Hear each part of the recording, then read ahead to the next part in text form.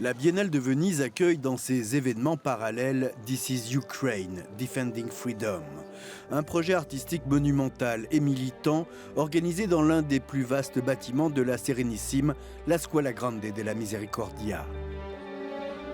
Une exposition qui regroupe non seulement le passé et le présent de l'art ukrainien, mais aussi plusieurs œuvres des plus grands artistes contemporains de la planète, mobilisés contre la guerre.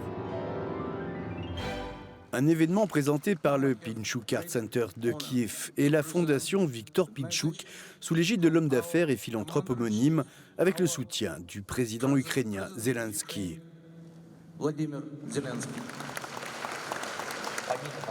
Ladies and gentlemen.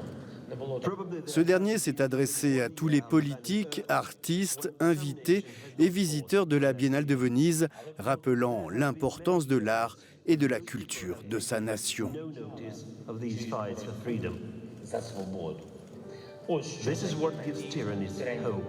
La série Mothers réunit 300 portraits de mères qui ont perdu un fils sur les fronts de Donetsk et Lugansk en 2014-2015.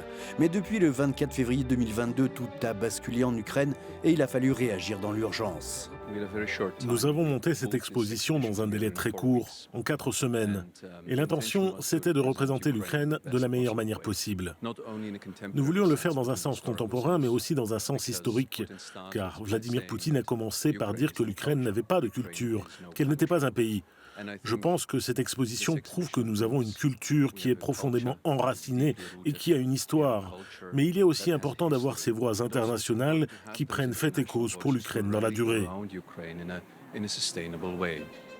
Parmi ces artistes, le français JR et le portrait géant de la petite Valéria, qu'il a conçu, réalisé, transporté et installé sur la place principale de Lviv avec l'aide de la population. La photo a fait la une du Times et le tirage grandeur nature est exposé maintenant à Venise. Vous savez, j'ai amené cette grande image là-bas parce que je voulais que les avions russes voient sur qui ils tiraient tous les jours. Et c'est pour ça qu'on a ouvert une image de 45 mètres de long en plein cœur d'une ville. On ne peut pas la rater en survolant la ville. Et elle venait d'être bombardée la veille, en fait.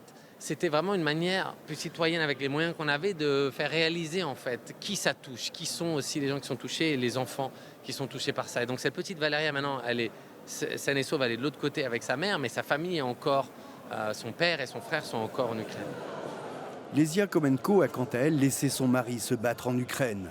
L'artiste l'a peint en format géant, ainsi que d'autres soldats, juristes, ingénieurs ou musiciens dans la vie. Je ne conçois l'art que comme une activité politique. L'art ne peut certainement pas rivaliser avec la réalité en Ukraine, avec la mort de tant de gens, de civils. Je pense que la réalité est plus puissante que l'art, parce qu'elle est tellement surréaliste, en particulier en Ukraine.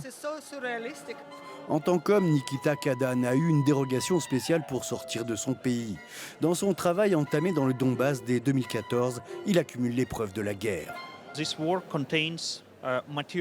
travail intègre des preuves matérielles du conflit, des fragments de missiles russes et de bâtiments en ruine à Kiev.